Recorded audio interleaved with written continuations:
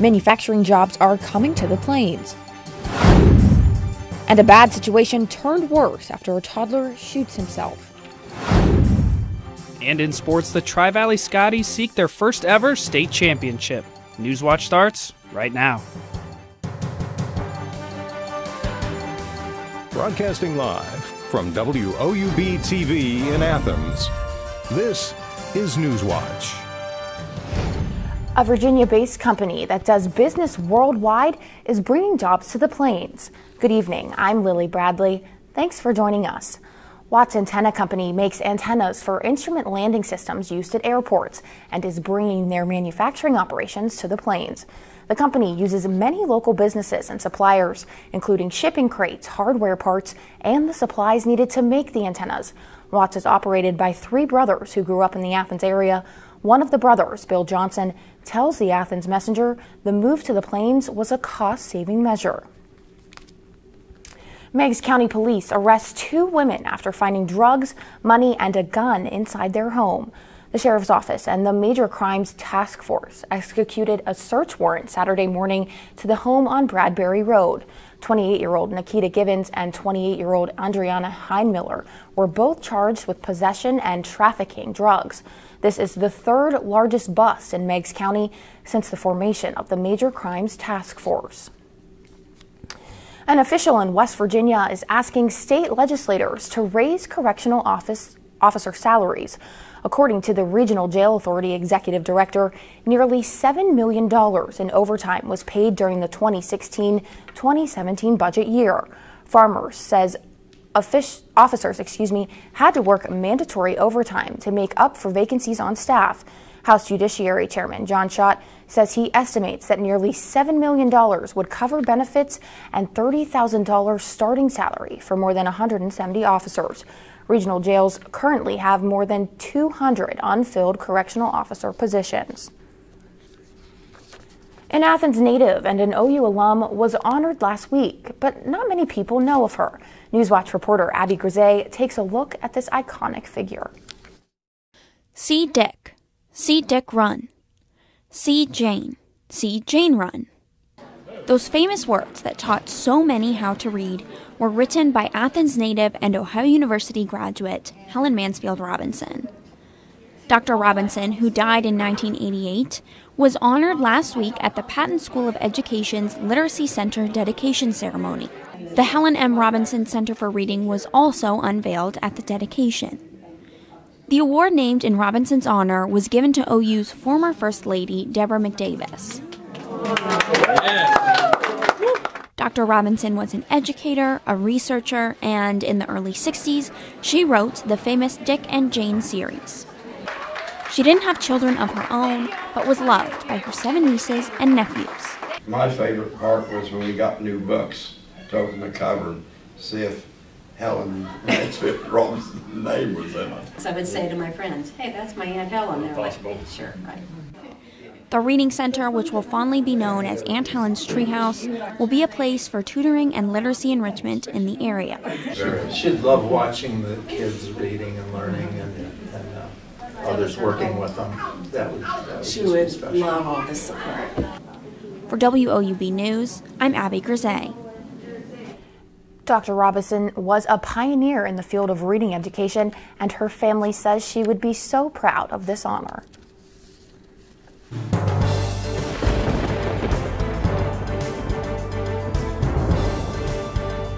How we doing, everybody? Thanks for joining us. I'm Josh Gregory, and let's take a look at your weather for today. We had a pretty nice day out today. It wasn't too hot. We had a high of 63 degrees and a decent cloud coverage too, but right now 57 degrees is where we're sitting. Winds coming in from the southwest at 10 miles per hour make it feel a little cooler. Again, not too bad, mostly cloudy, but that will all change tomorrow and later tonight. 57 in Athens, like I said, looking around. 55 in Columbus, 53 in Newark. As we go east, it's going to be hit with a cold front later tonight, so New Martinsville, Cambridge, and Marietta are going to see some pretty cool temperatures tonight. And as we look into those temperatures tonight, like I said, coldest point, New Martinsville, 46, Cambridge, 47, Athens, here, 51. So plan your night accordingly. 56 degrees by 8, 54 by midnight with 50% showers, and by 4 a.m., 52 degrees. And those showers should be in effect, which will last until tomorrow. So, Lily, brace yourself for a rainy day tomorrow. Make sure you have that umbrella and those the hats, coats, and gloves, because it's going to be a rainy, cold one. I'm not ready for that rain, but I'll definitely have my umbrella. Thanks, Josh.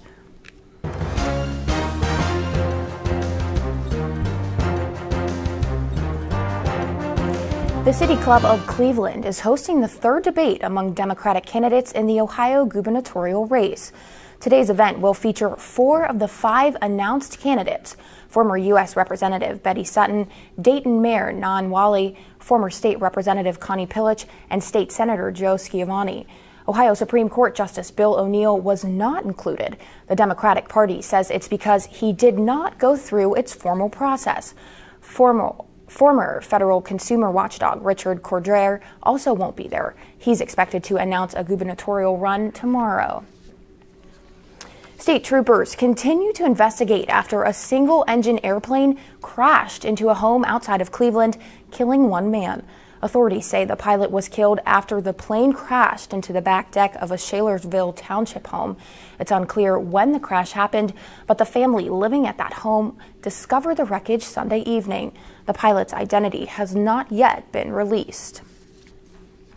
A Kentucky boy is expected to survive after a self-inflicted gunshot wound and a car crash. The 3-year-old's father crashed his car while rushing his son to the hospital yesterday morning after the boy got a hold of a gun and shot himself. Travis Ragsdale has the story. An emotional scene Sunday morning at 4th and Hill in Old Louisville. I pulled up and I seen 3 cars in the accident. And I was like, man, what's going on? But this is not where this story started. It began earlier at these apartments on Oleanda Avenue off Taylor Boulevard. That's where police say a 3-year-old boy got a hold of a gun and shot himself by accident. I think about my son just praying, I don't go through nothing like this. I feel his pain. After it happened, police say the boy's father put him in the car and tried to rush him to the hospital. When this happened, as he was going fast, he was flying through the intersection, and I guess the people didn't see him. Police say the father hit another car on the way to the hospital. He ran over here, then ran back, and I seen him drop. And then that's when the ambulance and the lady was screaming, his baby going through shock, his baby going through shock. I walk over here to speak to some other people. They was like, dude was driving real fast because his baby just got shot. LMPD says an ambulance took the child the rest of the way to Norton Children's Hospital. His injuries are said to be non-life-threatening.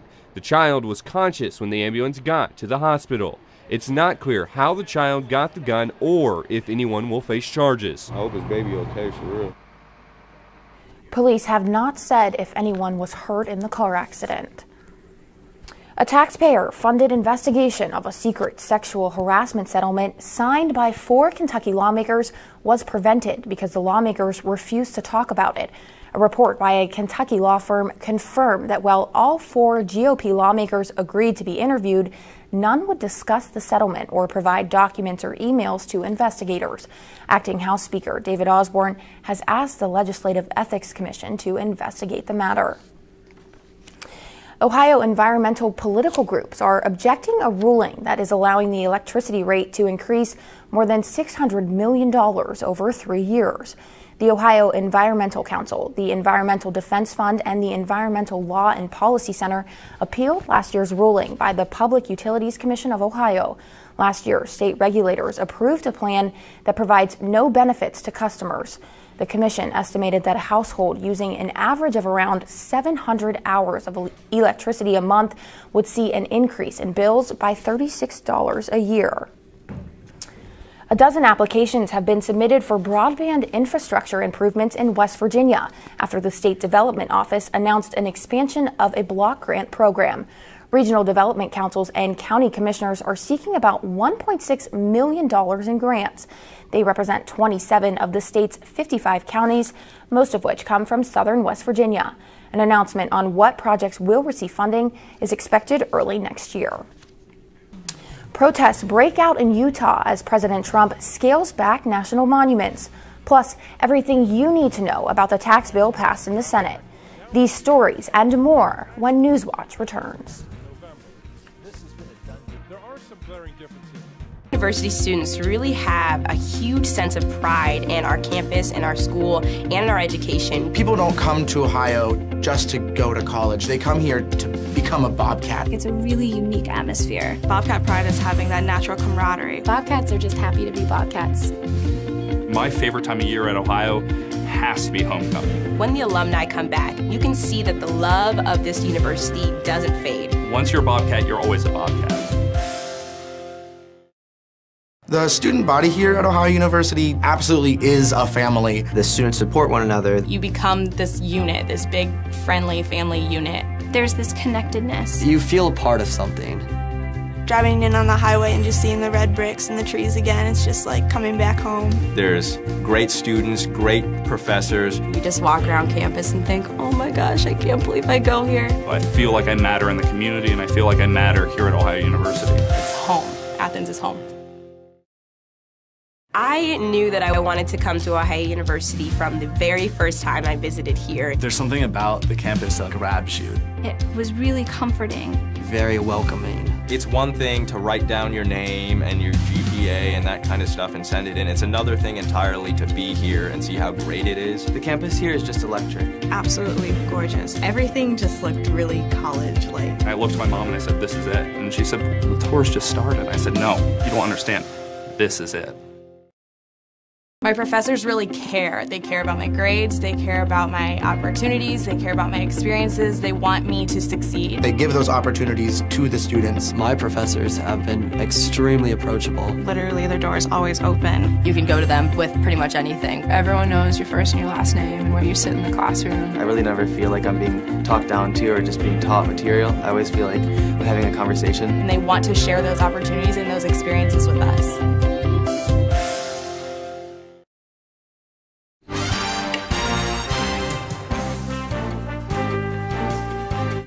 Protests erupted outside the Utah State Capitol building today as President Trump announces plans to reduce monument sizes. The president signed proclamations to formally scale back two national monuments in Utah, Bears Ear and Grand Staircase Escalante. Trump will shrink Bears Ear by more than 80% and the Grand Staircase Escalante by roughly 45%. The move is supported by Utah's top Republican officials, but opposed by tribes and environmental groups. By designating a monument, what you're doing is you're using a tool that will bring hordes of people to a place that is very sensitive. There's nothing that we want to unprotect. There's 13 layers of protection on artifacts and species and wildlife and vegetation. I've come to Utah to take a very historic action to reverse federal overreach and restore the rights of this land to your citizens. Weeks before leaving office, former President Barack Obama declared Bears Ear off limits to any new drilling or mining. Now, President Trump wants to make the public lands available for public use and hopes that drilling and mining in the area will create jobs and a tourist economy. The downsizing is expected to be challenged in court. The president's Twitter feed is prompting new questions about what the president knew about the Russia investigation and when he knew it. Over the weekend, Trump tweeted he had to fire Flynn in part because he lied to the FBI, indicating President Trump knew of his former national security advisor's lying before pressuring then FBI Director James Comey to go easy on Flynn. The White House is offering a series of explanations, saying the president's lawyer was responsible for writing the tweet. President Trump has officially endorsed Republican Roy Moore's campaign for U.S. Senate in Alabama. Trump called Moore today and tweeted that votes for Moore are needed to accomplish massive tax cuts and to stop crime. The White House described it as a positive call, saying Trump ended the conversation by saying, quote, "Go get him, Roy." Alabama's special election for the Senate seat takes place on December 12th. The Senate approved a tax bill over the weekend, but that's only part of the job. John Lawrence reports. During the early hours of Saturday, Vice President Mike Pence made it official. The Tax Cuts and Jobs Act, as amended, is passed. The bill passed the Senate largely on party lines, and opinions are split evenly. My single worst day as a U.S. Senator We'll see how unpopular it is when people start noticing they're paying less in taxes. The Tax Cuts and Jobs Act now must be reconciled with the tax bill the House passed in November. This has been a done deal since health failed. There was just no way this Congress was going to leave town by the end of this year without having passed this bill. There are some glaring differences between the respective bills passed by the House and Senate. For example, most individual provisions expire in 2025 in the Senate bill. Most are permanent in the House bill. The Senate version eliminates the mandate to purchase health insurance. The House preserves it. And the Senate bill maintains 7 tax brackets but changes the rates. The House has 4 brackets. Talks about merging the bills comes as Congress faces a deadline. If lawmakers can't pass spending legislation not related to the tax bills by Friday, there may be a government shutdown. And there's a chance Republicans will need some Democratic votes to prevent that. If going into next year the economy hasn't gotten better for the vast majority of Americans, that's where the price will be paid. I'm John Lawrence reporting. The just-passed Senate bill adds roughly $1 trillion to the deficit, according to the Joint Committee on Taxation. For the first time, the U.S. is sending fighter jets to join aerial drills in South Korea. Less than a week ago, the capital of North Korea tested what it claims to be its most advanced ballistic missile ever. North Korea responded by saying the drills were an, quote, all-out provocation that could lead to, quote, nuclear war at any moment. Watch as the only supermoon of the year takes over the sky. That story still ahead. And we've got rain ahead in the forecast, as well as a big cool down, so cold rest of the week, maybe even some snow. I'll have that more on next in my extended forecast. My professors really care. They care about my grades, they care about my opportunities, they care about my experiences, they want me to succeed. They give those opportunities to the students. My professors have been extremely approachable. Literally, their door is always open. You can go to them with pretty much anything. Everyone knows your first and your last name and where you sit in the classroom. I really never feel like I'm being talked down to or just being taught material. I always feel like I'm having a conversation. And they want to share those opportunities and those experiences with us. Ohio University students really have a huge sense of pride in our campus, in our school, and in our education. People don't come to Ohio just to go to college. They come here to become a Bobcat. It's a really unique atmosphere. Bobcat pride is having that natural camaraderie. Bobcats are just happy to be Bobcats. My favorite time of year at Ohio has to be homecoming. When the alumni come back, you can see that the love of this university doesn't fade. Once you're a Bobcat, you're always a Bobcat. I knew that I wanted to come to Ohio University from the very first time I visited here. There's something about the campus that grabs you.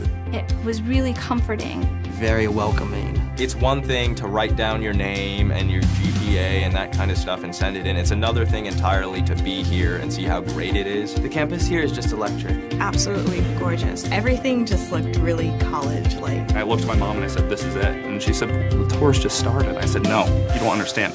This is it." The student body here at Ohio University absolutely is a family. The students support one another. You become this unit, this big, friendly family unit. There's this connectedness. You feel a part of something.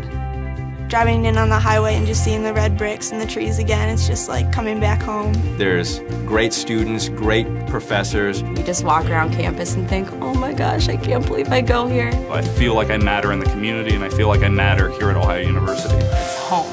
Athens is home.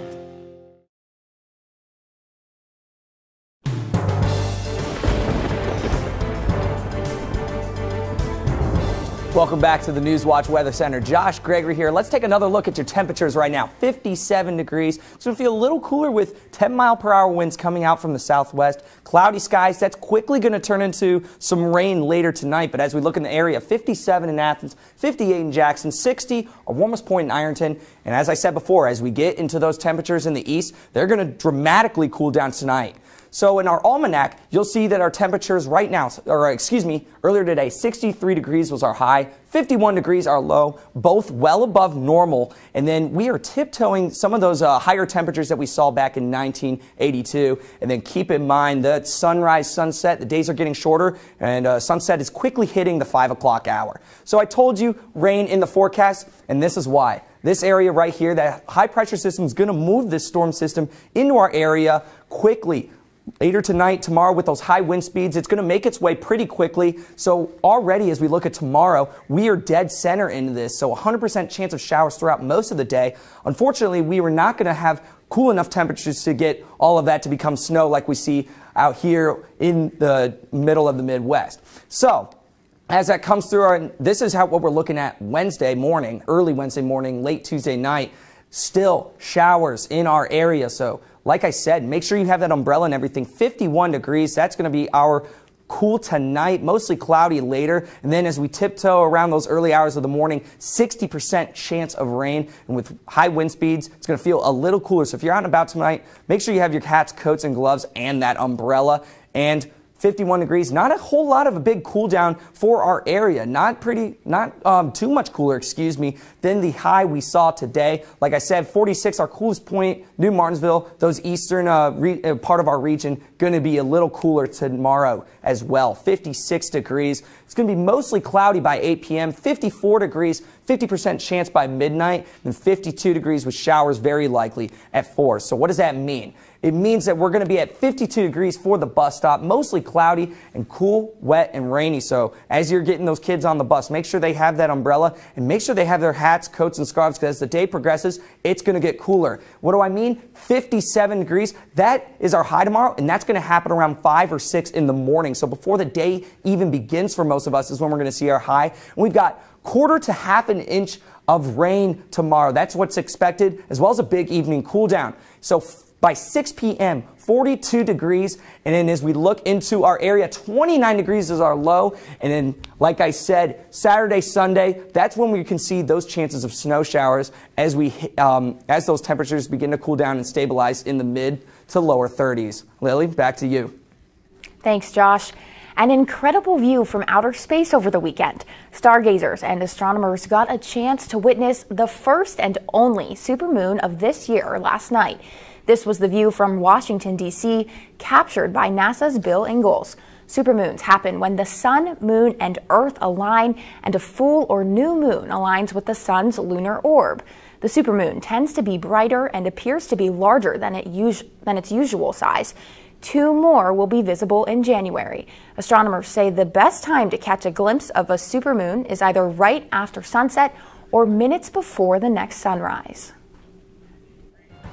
Good evening, everyone. I'm Nick Orsini. Tonight's sports stories include a full weekend recap of Ohio Bobcat athletics. Plus, the Tri-Valley Scotties played in their first ever state championship game.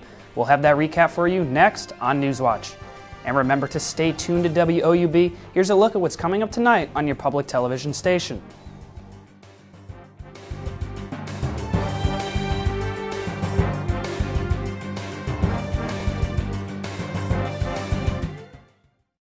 Body here at Ohio University absolutely is a family. The students support one another. You become this unit, this big, friendly family unit. There's this connectedness. You feel a part of something.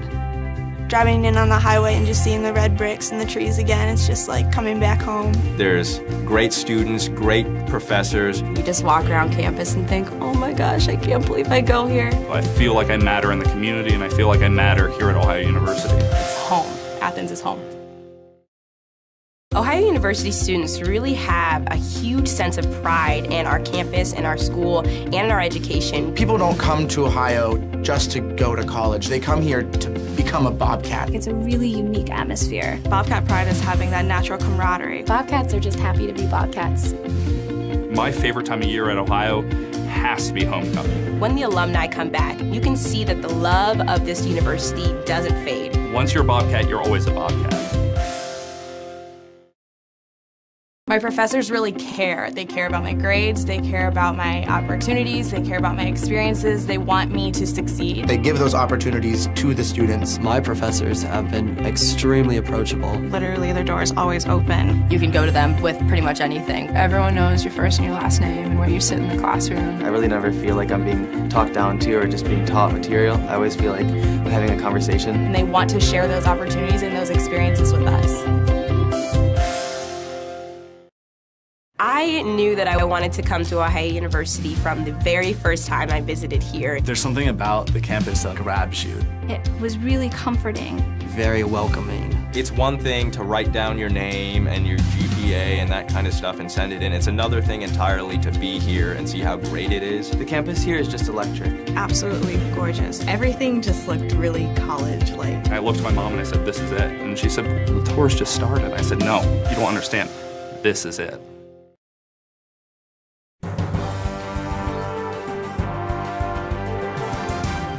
Welcome back. I'm Nick Orsini. The Division III state championship game featured the Tri-Valley Scotties versus the #1 seed Trotwood Madison Rams. The Scotties were the heavy underdog against the Rams, who came into the game undefeated and were runners-up last season. Now, Tri-Valley is down just 1 point at halftime and took the lead 19-14 into the third quarter after a Dow Cameron 24-yard touchdown reception. The Rams retaliated with 2 rushing touchdowns from William McDaniel to retake and build their lead 27-19. The Scotties had one final chance to tie the game, but Andrew Newsom was picked off at the goal line with 20 seconds left to seal the title for the Rams. The Scotties finished their historical season with a 13-2 record, their 7th straight NBL title, and their first regional championship. In a busy weekend for Ohio athletics, both the men's and women's basketball teams were in action, as well as the wrestling team. The men's basketball team coasted to an easy 80-37 win over Coppin State. The Bobcats outscored the Eagles 45-17 in the first half. The wrestling team opened up their home schedule with a loss to Appalachian State 18-14. Cam Kelly, Cade Kowalski, Colin Cummings, and Austin Reese earned victories for the Bobcats. The women's team dropped their contest on Saturday against Indiana University, Purdue University, Indianapolis 76-52. Taylor Agler led Ohio with 11 points. The Bobcats shot just 36% from the field. Ohio travels to Cleveland to face Cleveland State on Wednesday. The red-hot Cleveland Cavaliers take their 11-game win streak to the Windy City to face the Chicago Bulls. The Cavs won a hard-fought game on Saturday against the Memphis Grizzlies 116-111. LeBron James led the Cavs with 34 points. And in some off-court news for the Cavs, Derrick Rose flew back to Cleveland this morning to resume rehab on his sprained ankle. After taking some personal time away from basketball, it appears Rose will make his return to the court when his ankle heals. Tip-off is set for 8 p.m. Another week and another loss for the Cleveland Browns. The Browns dropped their 12th game of the season against the Los Angeles Chargers, 19-10. The returning Josh Gordon had 4 catches for 84 yards in his first NFL game since 2014. Deshaun Kaiser went 15 for 32 with 215 yards, 1 touchdown and 1 reception. Phillip Rivers passed for 344 yards and 1 touchdown. The win for the Chargers sends them into a tie atop the AFC West with the Chiefs and the Raiders. The Browns continue their search for their first victory on Sunday against the Packers. And I'm Nick Orsini, and that is a wrap for sports tonight. Lily, back over to you.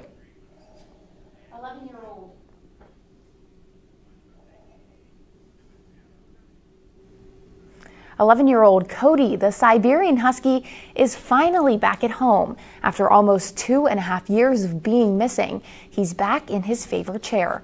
Someone found Cody roaming the streets of Illinois and brought him to a shelter. When he got home here, he went right back to that chair like he always had. Cody's family and everyone who was searching for him were shocked and excited when they got the news Friday and will be sure to give him extra love. Let's take a final look at weather with Josh. Thanks, Lily. And let's take one last look at the weather for this week. 100% chance of precipitation tomorrow. We'll see a bit of that trickle into Wednesday. Like I said, big cool down. Starting Thursday and Friday, our highs will be the mid to lower 30s, which will give us some opportunity for snow showers Friday and Saturday. And then as we look at Monday next week, 36 degrees and with a 50% chance of some snow showers. Lily? Thanks, Josh. Well, that does it for our broadcast this evening. Thanks for watching. I'm Lily Bradley. Stay tuned for the PBS NewsHour coming up next. And remember, you can find the latest news anytime at WOUB.org. Have a great night.